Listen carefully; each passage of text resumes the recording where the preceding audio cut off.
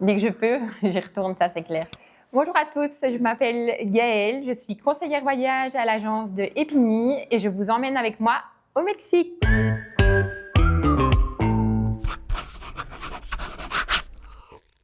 L'expérience, elle commence directement à l'aéroport parce qu'on est accueillis par des mariachis. Donc, musique, tout ça, directement, on est en plein dans le thème. Et même si on vient de faire 13 heures d'avion, c'est le soleil du Mexique, quoi. Directement, la fatigue, on l'oublie et let's go, les vacances commencent.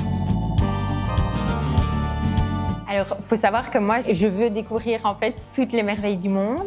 Et au Mexique, il y a le Chichén Itzá. Donc, c'était impensable pour moi de ne pas le faire. Avant d'arriver au Chichén Itzá, il y a une longue allée avec plein de marchands ambulants, etc.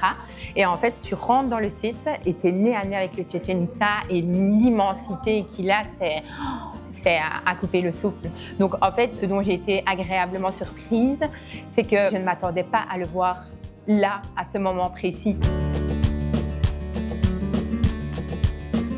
J'ai logé à Playa del Carmen, donc c'est une des parties les plus touristiques du Yucatan. C'est du sable blanc avec l'eau bleue qui reflète, qui est limite translucide. Ce qui est pas mal, c'est que vous avez tout ce qui est bar, restaurant. C'est quand même une partie qui est très animée. Mais par contre, elle est un petit peu loin de tous les gros sites. J'ai fait Tulum avec ses ruines. Moi, j'ai fait le Mexique en voiture de location. Donc j'avais aussi la facilité de me déplacer très facilement. Mais il faut quand même compter 1h30 à travers les routes mexicaines. Donc c'était du sport, quoi. Mais on en garde un bon souvenir et c'est ça qui fait que l'expérience est magnifique. C'était nous, les routes mexicaines et le Chichén Itzá qui nous attendait. On s'est fait arrêter par la police et en fait c'était la mafia. On allait à Tulum et j'avais lu des commentaires qui me disaient que si je voulais acheter mes places, c'était sur place. Et ce qui devait arriver arriva. 1 kilomètre avant, on se fait arrêter, mais c'était par la police. Donc mon papa s'arrête. Et en fait, ils nous ont tous fait descendre de la voiture, mais c'était vraiment avec les mitraillettes, etc. C'était assez stressant. Je parlais espagnol avec le petit monsieur qui fait ses nachos et parler espagnol avec 2 flics qui sont armés de haut en bas, c'est quand même beaucoup plus stressant. Et en fait, finalement, on a compris que le but, c'était de nous arrêter parce qu'on était touristes. Leurs amis étaient en fait reliés au site de Tulum et donc ils voulaient nous vendre des guides, des entrées, etc., quoi.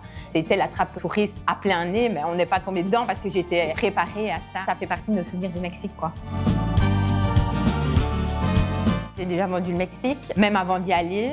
Mais c'est clair que maintenant que je connais la destination, c'est beaucoup plus facile de la conseiller. De mon point de vue, si les clients veulent que des plages, alors il faut aller en République dominicaine. Parce que là-bas, à part les plages, il n'y a pas grand-chose à faire. Peut-être 1 ou 2 excursions.